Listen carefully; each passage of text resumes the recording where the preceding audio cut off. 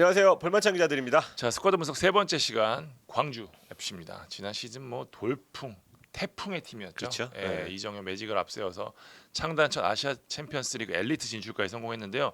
과연 올 시즌 이 두 대회를 병행하고서도 좋은 성적을 낼 수 있을 것인지 결국에는 스쿼드를 얼마나 잘 보강했느냐가 포인트가 될 수밖에 없잖아요. 한번 들여다보도록 하겠습니다. 네, 이정효 감독은 저희와의 인터뷰에서 2024년엔 아침에 나가는 만큼 1군 스쿼드 규모를 38명 정도로 맞추겠다.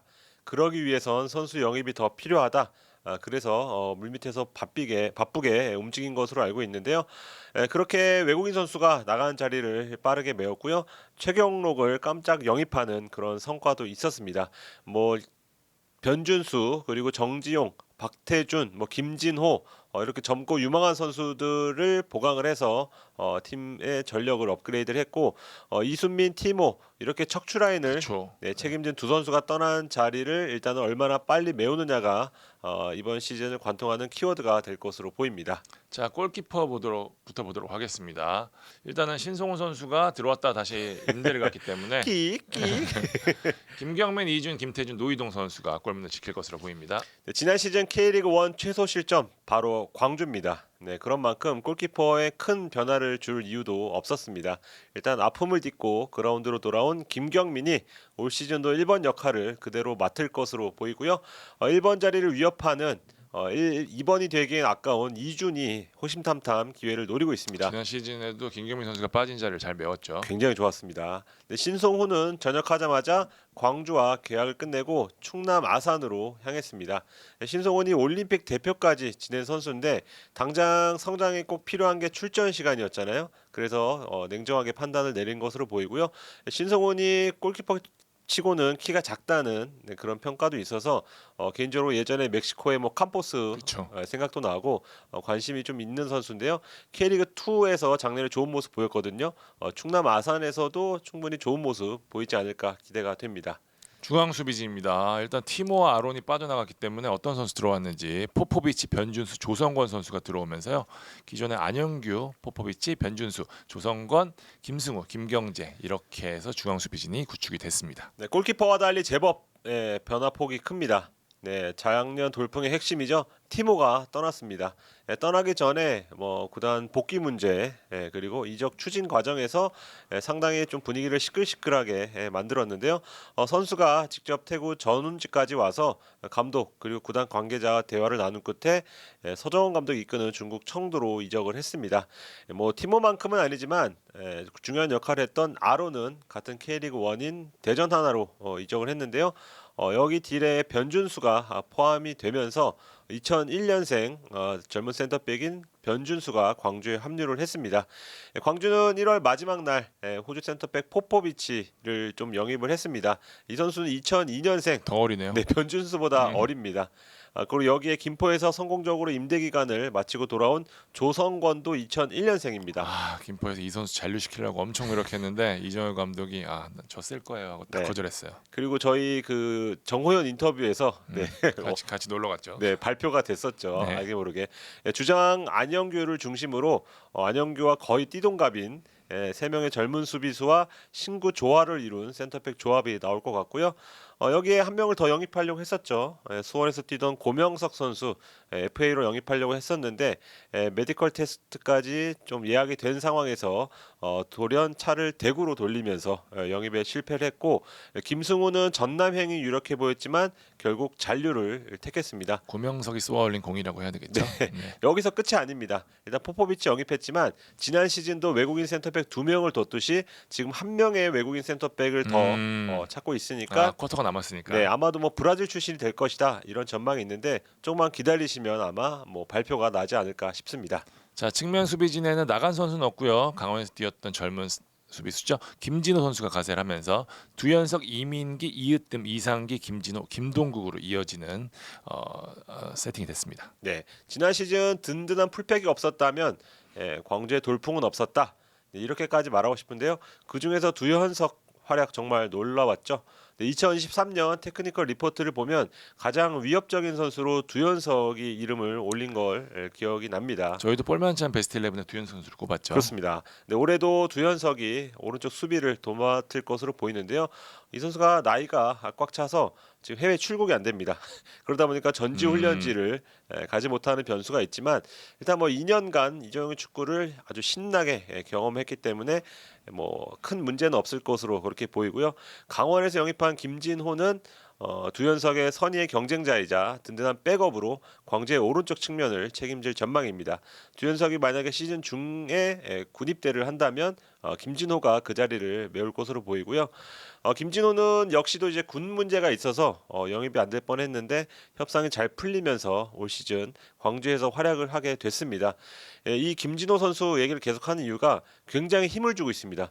이정효 감독이 국대로 키우고 싶다. 네, 그런 의지까지 드러냈다고 하는데 실제로 그런 재능이 있죠. 그렇죠. 티모 이정료의 대부분을 김진호에게 투자했다는 얘기까지 나올 정도로 김진호 영입에 공을 들였습니다. 반대쪽에는 뭐 이민기, 이으뜸, 김한길 이런 선수들이 치열한 경쟁을 펼칠 것으로 예상이 되고 때에 따라선 미드필더 여봉훈이 풀백으로 나설 수도 있습니다. 자, 중앙 미드필더 볼까요? 박태준 선수 들어왔고요. 이순민 선수가 나갔습니다. 그러면서 정호연, 이희균, 박태준, 이강현, 박한빈, 여봉원, 최준혁, 문민서 나간 선수가 크긴 하지만 뭐 나름 숫자가 많네요. 네, 광주에서 유일한 국대였던 이순민이 대전으로 떠난 공백이 커 보입니다. 수비형 미드필더부터 풀백, 뭐 센터백 가리지 않고 다 뛰었던 이정의 페르소나였죠. 그러다 보니까 이순민 같은 스타일의 대체자를 사실 찾기는 어렵고 그리고 지금까지 이적 시장 흐름을 보면 이수미 대체자를 영입하기 위해서 따로 노력을 기울이는 흔적도 없습니다. 대신에 좀 다른 스타일의 젊은 미드필더를 영입하고 있는데 빡뚝빡에 가까운 청소년 대표 출신 박태준을 영입을 했고요. 그리고 박태준과 같은 20대 초중반 미드필더 지금 계속해서 알아보고 있습니다. 기존의 이희균, 뭐 이강현, 박한빈, 여봉훈, 최준혁 여기에 신인 문민석까지 일단 스쿼드 숫자는 어느 정도 갖춰졌는데 변수는 추가 영입 그리고 정호연의 거취라고 할 수 있습니다. 정호연은 일단 광주와 계약 기간이 남은 상황이고 지금 전지 훈련지에서 또 열심히 몸을 만들고 있습니다. 그런데 그런 정호연을 K리그에서는 좀 가만히 놔두지 않을 그런 분위기인데 일단 나이 어리죠. 그리고 병역 문제 해결했죠. 그렇죠. 그리고 기량 아유, 신인상인데 최고 수준이죠. 네, 말할 것도 없죠. 그래서 이제 당연히 타겟이 되는 건데 일단 이정효 감독의 어떤 의지는 확고합니다. 나포세일 절대로 팔지 않겠다.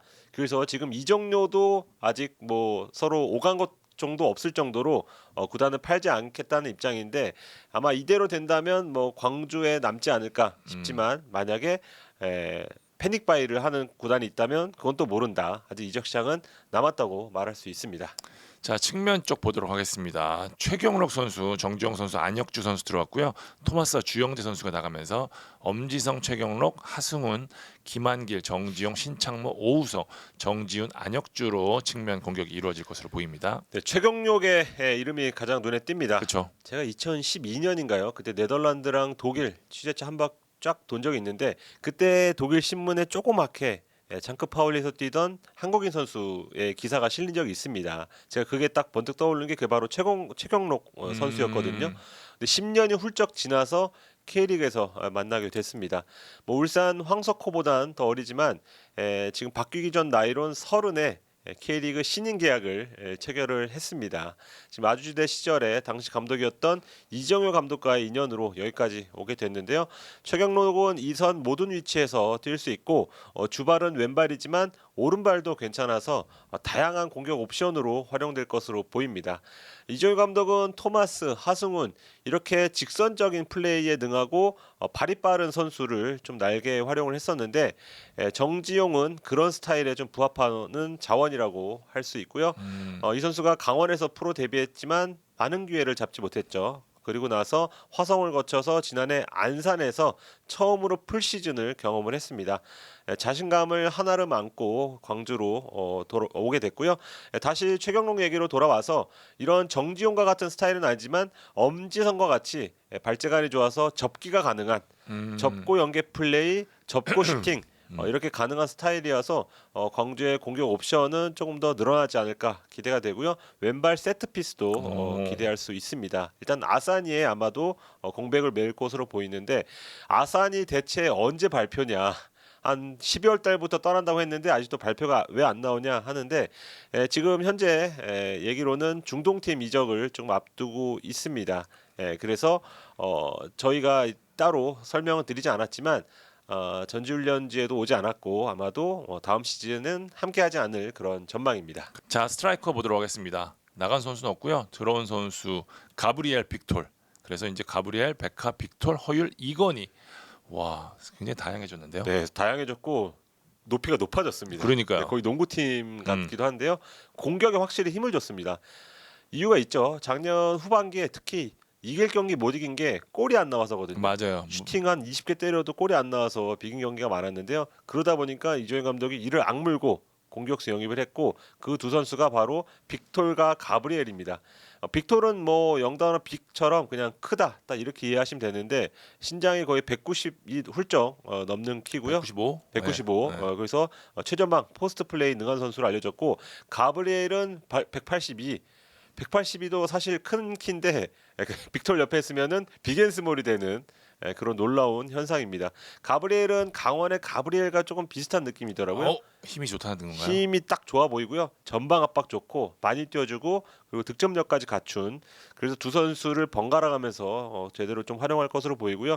여기에 허율, 이건희, 정여볼에 적응을 마쳤고 그리고 선발이든 교체로든 제 몫을 해주는 두 장신 공격수가 그대로 있고 또 최근에 백하 선수의 폼이 좋다. 전주훈련지에서 이런 얘기가 나오고 있거든요. 그래서 백하를 아마도 뭐 이선 쪽에서 활용할 가능성도 있는데 백하와 가브리엘, 빅톨, 허율, 이건희로 어떻게 조합을 할지 이대로 가다간 장신 3톱이 나오는 게 아닐지 왠지 이정효 감독이라면 할 수도 있어. 할 수도 있다. 네. 그런 생각도 들 정도로 공격진은 확실히 보강이 됐습니다. 자, 22세 제한 볼까요? 엄지성 선수가 아직도 22세네요. 네. 정지훈, 안혁주, 문민서, 김동국, 노희동 선수가 이 자리를 꿰찰 수 있습니다. 엄지성은 4년째 22세입니다. 진짜 사기다. 그냥 진짜 사기입니다. 네, 엄지성이 당연히 한 자리 아마도 왼쪽 날개를 꿰찰 것으로 보입니다. 여기에 정지훈 선수도 지난 시즌 12경기 뛸 정도로 일단 이정효 감독의 눈에 들었거든요. 이 선수 역시 중용될 가능성이 있고요. 광주의 자랑인 금호고 출신인 문민서, 안혁주 선수도 굉장한 재능이라는 평가를 받고 있습니다. 기대해도 좋을 것 같습니다.